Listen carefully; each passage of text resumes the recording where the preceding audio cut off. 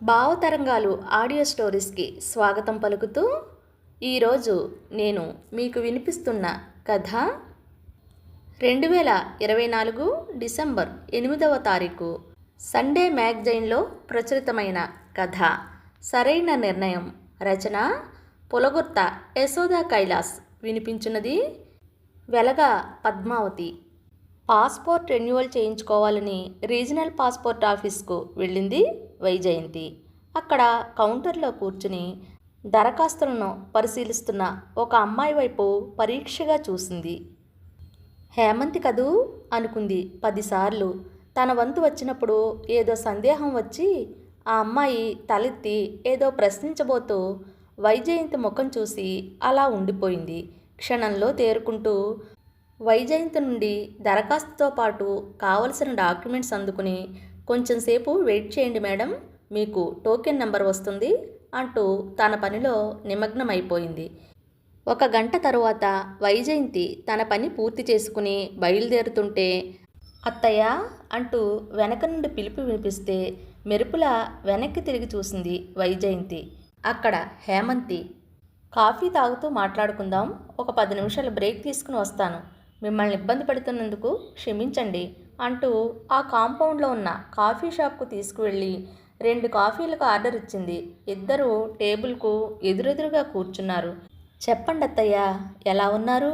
దాదాపు 6 సంవత్సరాలు అయిపోయింది కదూ అంటూ దీర్ఘంగా నిట్టూర్చింది హేమంతి.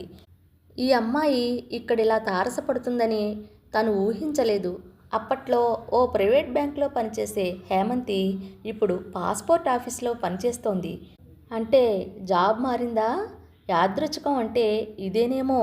అసలు తను హేమంతిని జీవితంలో మళ్ళీ కలుస్తానని అస్సలు అనుకోలేదు. బంధాలు శాశ్వతంగా తెగిపోయిన తరువాత ఈ కలయికకు అర్థం ఉందా? తను నో అని చెప్పే అవకాశం లేక ఇలా ఇరుక్కుపోవలసి వచ్చింది. అయినా తమను కాదని శాశ్వతంగా వెళ్ళిపోయిన ఆమెకుండాలి గిల్టీనెస్. సిగ్గు లేకుండా తను వెళ్ళిపోతుంటే పిలిచి మరీ మాట్లాడుతుందా? అత్తయ్య, ఏం ఆలోచిస్తున్నారు? కాఫీ చల్లారిపోతోంది, తాగండి. ఆమె మాటల్లో ఎంతటి ఆత్మీయత! అప్పటికీ ఇప్పటికీ అదే మార్ధవం ఆ గొంతులో.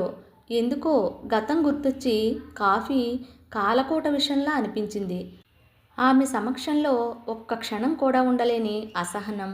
ఉంటాను Hemanthi, thanks for your coffee అంటూ అక్కడ నుండి వడివడిగా కదిలి వెళ్ళిపోతున్న వైజయంతి వైపు అలా కొన్ని క్షణాలు చూసిన ఆమె కళ్ళల్లో సన్నటి కన్నీటి తెర. 2 రోజుల తర్వాత అమెరికా నుండి వంశీ ఫోను.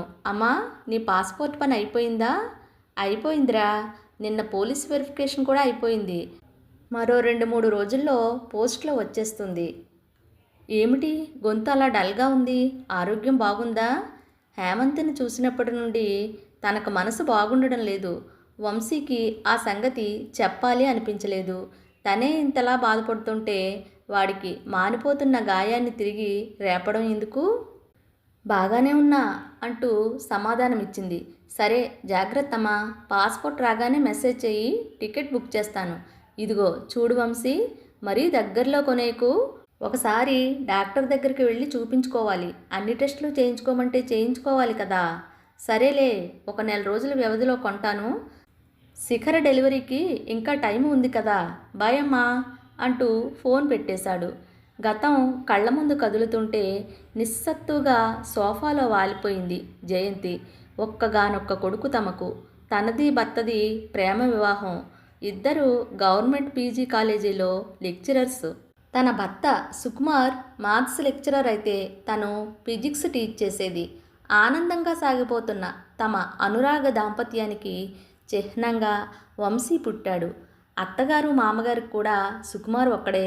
మామగారు పోయారు, అత్తగారు తమతోటే ఉండేవారు. తను కాలేజీకి వెళ్ళిపోతే వంశీ సంరక్షణ బాధ్యత అంతా ఆవిడదే. వంశీ పెరిగి పెద్దవాడవుతున్నాడు. చాలా బ్రిలియంట్ స్టూడెంటు. ప్రతి క్లాస్లోనూ టాపర్గా వస్తున్నాడు. వాడు ఇంటర్ 2వ సంవత్సరంలో ఉండగా అత్తగారు హార్ట్ అటాక్ వచ్చి పోయారు. ఇంటికి పెద్ద దిక్కు పోయారని చాలా బాధపడింది. తనకు అత్తగారికి మధ్య ప్రేమాభిమానాలే తప్ప ఎటువంటి మనస్పర్ధలు లేవు. అందుకే ఆవిడ లేని లోటు తనని చాలా కదిలించింది. వంశీకి ఐఐటి ఖరగ్పూర్లో సీటు వచ్చింది. అంతవరకు తమని ఒక్క క్షణం కూడా విడిచి ఉండనివాడు అంత దూరం చదువుకోవడానికి వెళుతుంటే చాలా దిగులు పడింది. సుకుమారు తనను మెత్తగా మందలించాడు. ఒక లెక్చరర్ అయి ఉండి కూడా ఇలా దిగులు పడడంలో అర్థం లేదు వైజు అంటూ. వాడు 3వ సంవత్సరంలో ఉండగా ఒకరోజు సుకుమారు తీవ్రమైన తలనొప్పితో వాంతి చేసుకుంటూ కాలేజీలో స్పృహ తప్పి పడిపోయాడు. ఆగమేఘాల మీద హాస్పిటల్కి తీసుకువెళ్లారు. కానీ అప్పటికే అతని ప్రాణాలు అనంతవాయువుల్లో కలిసిపోయాయి. బ్రెయిన్ హెమరేజ్తో చనిపోయినట్లు డాక్టర్లు నిర్ధారించారు. వైజయంతి లోకమే చీకటైపోయినట్లు ఏడుస్తూ సొమ్మసిల్లిపోయేది. ఆ రోజు ఉదయం ఇద్దరూ కలిసి టిఫిన్ చేస్తున్నప్పుడు సుకుమారు తనను జోకులతో నవ్వించాడు. ఎప్పుడూ ఆరోగ్యంగా నవ్వుతూ కనిపించే తన భర్త ఇంక తనకు కనబడడు అన్న వేదనతో అల్లాడిపోతోంది. వంశీ కూడా డీలా పడిపోయాడు. వంశీ కోసం తన ధైర్యం తెచ్చుకుని జీవనం సాగించేది. ఖరగ్పూర్లో చదువు పూర్తి చేసిన తర్వాత పై చదువులకు యుఎస్ వెళ్తావా అంటే లేదు, ఇక్కడే ఐఐఎంలో చదువుతా అన్నాడు. కలకత్తాలో సీటు వచ్చింది. అక్కడ చదువు పూర్తి అవుతూనే హైదరాబాద్లో ఓ పెద్ద సంస్థలో మంచి ఉద్యోగం దొరికింది. వాడి ఉన్నతిని ఎదుగుదలను చూసి మురిసిపోవడానికి తన భర్త లేడు కదా అని దుఃఖించేది. కాలాన్ని నియంత్రించే శక్తి ఎవ్వరికీ లేదు. ఆఫీస్ పని మీద అనేక దేశాలు వెళ్ళి వస్తున్నాడు వంశీ. ఉద్యోగం వచ్చి అప్పుడే 5 సంవత్సరాలు అయిపోయింది. వాడికి పెళ్లి చేయాలన్న ఆలోచన రాగానే తనే అడిగింది. నీ ఇష్టమమ్మా అనేశాడు. ఎందుకో తన పెళ్లిపైన ఎక్కువగా స్పందించలేదు. మూడీగా ఉంటున్నాడు. వర్క్ టెన్షన్ అనుకునేది. ఎవరిదో బంధువుల పెళ్లిలో హేమంతిని చూసింది. చక్కని కనుముక్కు తీరు, సహజమైన నవ్వుతో అందంగా కనిపించింది. తల్లి తండ్రి ఆమె చిన్నతనంలోనే చనిపోతే బాబాయి పిన్ని హేమంతిని బాధ్యతగా తీసుకుని పెంచి పెద్ద చేశారు. ఎంకామ్ పాస్ అయ్యి ఒక ప్రైవేట్ బ్యాంకులో పనిచేస్తోంది. హేమంత్కి తండ్రి ద్వారా సంక్రమించిన ఆస్తిని బాబాయి జాగ్రత్తగా పరిరక్షిస్తున్నాడు. హేమంతి నచ్చిందా వంశీ అని అడిగితే మౌనంగా తల ఊపాడు తప్పితే మరేమీ మాట్లాడలేదు. హేమంతి కొత్త కోడలుగా ఆ ఇంట అడుగు పెట్టింది. నిజంగా హేమంత ఋతువు వచ్చిందేమోనన్నట్లుగా ఇంట్లో ఒకటే సందడి. అంతవరకు నిశ్శబ్దం రాజ్యమేలుతున్న ఆ ఇంట్లో హేమంతి రాక కొత్త వెలుగులు విరజిమ్మింది. అత్తయ్య మీరు కూర్చోండి నేను చేస్తా అంటూ తనని ఒక్క పని కూడా చేయనిచ్చేది కాదు. ఆ అమ్మాయికి అన్ని పనులు వచ్చు. ఎంతో ఆత్మీయంగా ప్రేమగా తనను చూసుకునేది. హేమంతి రాకతో ఆ ఇంటి స్వరూపమే మారిపోయింది. వారి పెళ్ళయి సంవత్సరం పూర్తయింది. అమెరికాలో స్థిరపడిన చెల్లెలు విశాల తనని అమెరికా రమ్మనమని వీసా అవి ఏర్పాటు చేసింది. 2-3 నెలలు ఉండి వస్తానని వంశీకి హేమంతికి చెప్పి బయలుదేరింది. చెల్లెలి బలవంతం మీద 6 నెలలు ఉండి తిరిగి వచ్చేసింది. వచ్చేసరికి హేమంతి ఇంట్లో లేదు. వంశీ ఇంట్లోనే ఉన్నాడు కానీ ఇల్లంతా ఏమిటో బోసిపోయినట్లుగా ఉంది. తను అడపాదడపా అక్కడి నుంచి హేమంతితో మాట్లాడుతూనే ఉంది. తను వస్తానని తెలిసి కూడా ఇంట్లో లేదంటే వాళ్ళ బాబాయ్ ఇంటికి వెళ్ళిందేమో అన్న అనుమానంతో వంశీని అడిగింది. హేమంతి ఇక్కడి నుండి వెళ్ళిపోయిందమ్మా, మేమిద్దరం డైవర్స్కి అప్లై చేశాం అని చెప్పేసరికి నిశ్చేష్టురాలైంది. ఏమిటి వంశీ, డైవర్స్ ఏమిటి, మీకు మతిగాని పోయిందా అంటూ గట్టిగా అరిచింది. నేను చెబుతున్నది నిజమేనమ్మా, తనకి నాతో కలిసి ఉండడం ఇష్టం లేదుట. తన మనసులో నేను లేనుట. పెళ్లికి ముందే తను వేరే ఎవరినో ప్రేమించానని చెప్పింది. డైవర్స్ తీసుకుందామని తనే అంది. 1 వారం క్రితమే ఇక్కడి నుండి వెళ్ళిపోయింది. వంశీ చెబుతున్నది వింటుంటే తన మనసు మొద్దుబారిపోయింది. అంటే హేమంతి చూపించిన ప్రేమ ఆత్మీయత అంతా నాటకమా? తనకే ఇంత బాధగా ఉంటే వంశీ ఎంత తల్లడిల్లిపోతున్నాడో. హేమంతిని కావాలని కోడలుగా తెచ్చుకుంది. కానీ తను ఇష్టం లేని పెళ్లి చేసుకుని నటించడం ఎందుకు? ఆమె బాబాయిని కలిసి హేమంతి చేసిన పనికి నిలదీద్దామనుకున్న తన ప్రయత్నాన్ని వంశీ ఆపేశాడు. అమ్మా, తనకి ఇష్టం లేనప్పుడు, నన్ను కాదనుకున్నప్పుడు ఈ నిలదీయడాలు అవి అవసరమా?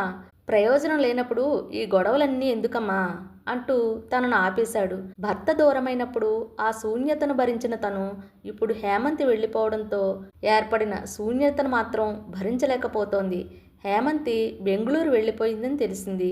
కొన్ని నెలలకు ఇద్దరికూ విడాకులు మంజూరు అయ్యాయి. తను యాంత్రికంగా కాలేజీకి వెళ్ళి వస్తోంది కానీ ఏమీ ఉత్సాహం ఉండడం లేదు. హేమంతి వెళ్ళిపోయి అప్పటికే సంవత్సరం దాటిపోయింది. వంశీ ఎలా తట్టుకుంటున్నాడో. మామూలుగానే వర్క్లు టూర్లు అంటూ బిజీ అయిపోయాడు. వంశీని అలా వదిలేయడం భావ్యం కాదని ఒకరోజు వంశీ దగ్గర రెండో పెళ్లి ప్రస్తావన తెచ్చింది. నేనే చెబుదామనుకుంటున్నానమ్మా. నేను నా కొలీగ్ ఒక అమ్మాయిని పెళ్లి చేసుకోవాలనుకుంటున్నాను. తనకు కూడా నేనంటే ఇష్టమే అని చెప్పేసరికి తను కాదనలేదు. ఆమె మరాఠీ అమ్మాయిని, బాంబేలో పుట్టి పెరిగిందని చెప్పాడు. పోనీలే వాడు ఇష్టపడ్డాడు కదా అని అనుకుంటూ సింపుల్గా వాళ్ళిద్దరికీ వివాహం జరిపించింది. హేమంత్కి శిఖరకు సహస్రం తేడా. శిఖరలో అణువణువు అహంకారం, మాటల్లో గర్వం తొణికిసలాడేది. ఆమెలో హేమంత్ని చూసుకుందామని ప్రయత్నించి భంగపడింది. తనతో అసలు మాట్లాడేదే కాదు. ఎప్పుడైనా మరీ అవసరం అంటే ఒకటి అరా అంతే. ఏదో ఒక గెస్ట్ హౌస్లో ఉంటున్నట్లుగా ప్రవర్తించేది తప్పితే ఇది నా ఇల్లు, నా ఇంట్లోని వ్యక్తులు నా వాళ్ళు అనే భావం ఉండేది కాదు. పోనీలే ఆమె తనతో ఎలా ప్రవర్తించినా పర్వాలేదు, వంశీతో బాగుంటే చాలు అని కోరుకుంది. శిఖరలో అమెరికా వెళ్ళిపోవాలన్న ఆరాటాన్ని గ్రహించింది తను. శిఖర ఎంత గట్టిగా ప్రయత్నించిందో తనకు తెలియదు కానీ వాళ్ళు పనిచేస్తున్న కంపెనీ ఇద్దరిని అమెరికాకు స్పాన్సర్ చేసింది. కొద్ది కాలం ఉండి వస్తామమ్మా అంటూ వంశీ తనకు నచ్చజెప్పాడు. కొద్ది కాలం అన్నవాళ్ళు అలా అక్కడే ఉండిపోయారు. వాళ్ళు వెళ్ళి దాదాపు 5 సంవత్సరాలు పూర్తయ్యాయి. శిఖర కన్సీవ్ అయిందని, 8 నెలలు పూర్తయ్యాయని, డెలివరీ టైంకు రమ్మనమని వంశీ అడుగుతున్నాడు. తను కూడా రిటైర్ అయ్యి 3 నెలలయ్యింది. పెళ్ళైన 5 సంవత్సరాలకు వంశీ తండ్రి కాబోతున్నందుకు ఒకవైపు సంతోషంగా ఉన్నా, ఎప్పుడు ఫోన్ చేసినా ముక్తసరిగా మాట్లాడే శిఖర ప్రవర్తనకు తన బాధపడుతూనే ఉంది. కానీ సరిపెట్టుకుంటోంది. అమెరికా వెళ్లే రోజు దగ్గర పడడంతో షాపింగ్ చేద్దామని బయలుదేరింది. ఆ రోజు ఆదివారం. దీపావళి పండుగ మరో 4 రోజుల్లో ఉండడంతో షాపులన్నీ కిటకిటలాడుతున్నాయి. తనకు శిఖరకు చీరలు కొందామని షాపింగ్ మాల్కి వెళ్ళింది. షాపింగ్ పూర్తి చేసుకుని బయటకు వస్తున్న తరుణంలో ఎదురుగా హేమంతి. అదే చెక్కు చెదరని చిరునవ్వు. అత్తయ్య ఎలా ఉన్నారు? ఆత్మీయంగా ప్రశ్నిస్తున్న హేమంతికి జవాబు ఇవ్వాలని అనిపించలేదు. ఏ జ్ఞాపకాల నుండి బయటపడాలని ప్రయత్నిస్తోందో తిరిగి తిరిగి అవే జ్ఞాపకాలు తన ఎదురుగా దోబూచులాడుతుంటే మాటలు రాని దానిలా రాయిలా నిలబడిపోయింది. నా మీద కోపంగా ఉన్నారు కదూ అంటూ ప్రశ్నించిన హేమంతితో, కోపం కాక ప్రేమ ఎలా ఉంటుంది హేమ? ఎంతో ఇష్టంగా కోరి మరీ నిన్ను కోడలుగా తెచ్చుకున్నాను. ఎంతో మురిపంగా చూసుకున్నావు నిన్ను. కానీ నువ్వు చేసిందేమిటి? నువ్వు వంశీని ఇష్టపడి పెళ్లి చేసుకోలేదని, నీ మనసులో మరెవరో ఉన్నారని, వాడితో సంసారం చేయలేనని చెప్పి పెళ్ళైన సంవత్సరంన్నర తర్వాత వాడిని విడిచి వెళ్ళిపోయావు. నీకు ఇష్టం లేని పెళ్ళి వద్దని ముందే ఎందుకు తిరస్కరించలేకపోయావు? ఎందుకు మమ్మల్ని మభ్యపెట్టావు? నేను వంశీ ఎంత బాధపడ్డామో నీకు అర్థం కాదు. అయినా ఎందుకులే, పెళ్లి పెటాకులైపోయి 6 సంవత్సరాలు గడిచిపోయాక తలుచుకుని బాధపడితే ప్రయోజనం ఏముంటుంది కనుక నిరసన వ్యక్తం చేస్తూ మాట్లాడుతున్న వైజయంతిని ఒక్క క్షణం నేను చెప్పేది వింటారా అంటూ ఆపేసింది. అత్తయ్య, మీకు ఇలా గతం గురించి చెప్పాల్సిన పరిస్థితి ఎదురవుతుందని నేను ఎప్పుడూ అనుకోలేదు. మీ ముఖంలో నా పట్ల కనిపిస్తున్న అసహ్యాన్ని, కోపాన్ని నేను తట్టుకోలేకపోతున్నాను. మీలో నా తల్లిని చూసుకున్నాను. తల్లి ప్రేమంటే ఏమిటో రుచి చూడని నాకు హిమా తిను తల్లి అంటూ భోజనం తినిపించేవారు. నా బారెడు జుట్టును చూస్తూ మురిసిపోతూ నాకు జడ అల్లేవారు. ఒకసారి నాకు జ్వరం వచ్చి మూలుగుతుంటే రాత్రంతా నా పక్కనే కూర్చుని సపర్యలు చేశారు. అటువంటి ప్రేమ శాశ్వతం అనుకున్నానే గాని 3 నాళ్ల ముచ్చట అవుతుందని అనుకోలేదు. నేను మీ ఇంటి నుండి వెళ్ళిపోవడం మీకు తీరని ఆవేదన కలిగించిందేమో, కానీ వంశీకి కాదు. అతను నాతో వివాహానికి ముందు తన కొలీగ్ ఒక అమ్మాయితో రిలేషన్లో ఉన్నాడట. మనసారా ప్రేమించిన అమ్మాయిని మరిచిపోలేక నన్ను తన భార్యగా మనసా వాచా స్వీకరించలేని అతనితో నేనెలా కాపురం చేయాలి?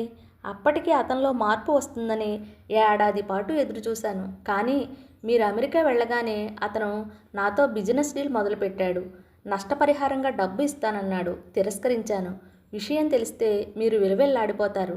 మీ అబ్బాయిని అసహ్యించుకుంటారు. నాకు తను ద్రోహం చేశాడని కుమిలిపోతారు.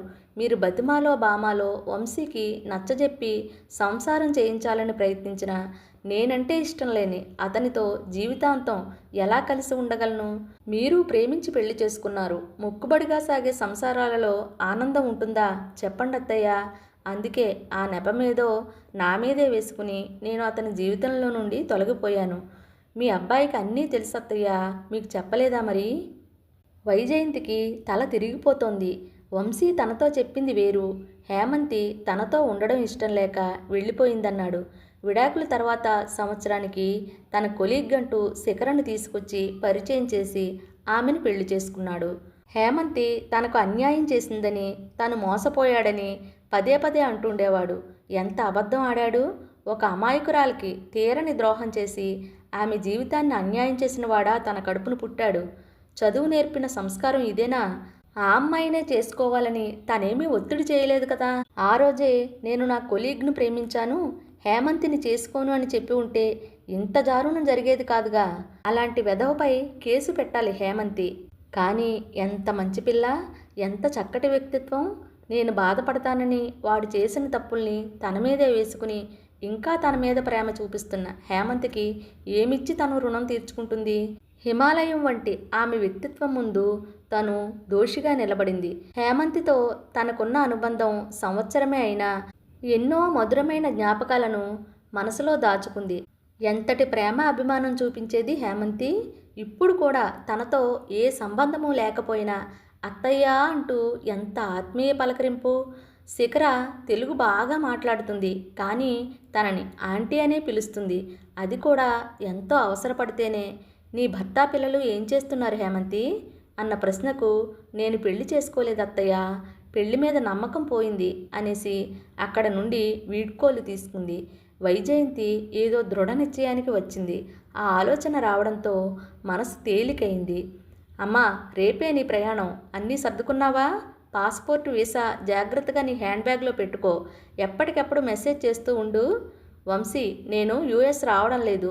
ఇప్పుడే కాదు, మరెన్నడూ రాను. నీకు నాకు ఇంకా ఏ సంబంధమూ లేదు.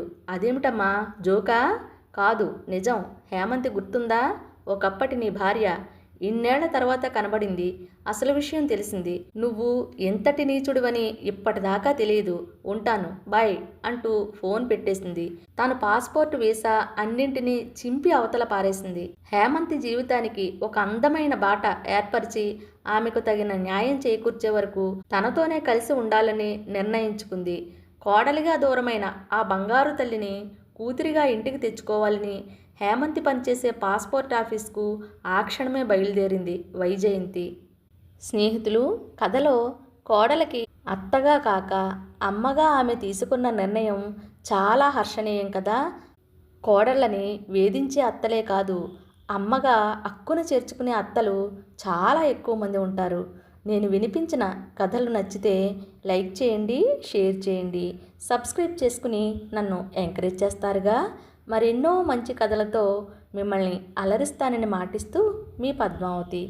ఇక ఉంటానండి, సెలవు మరి.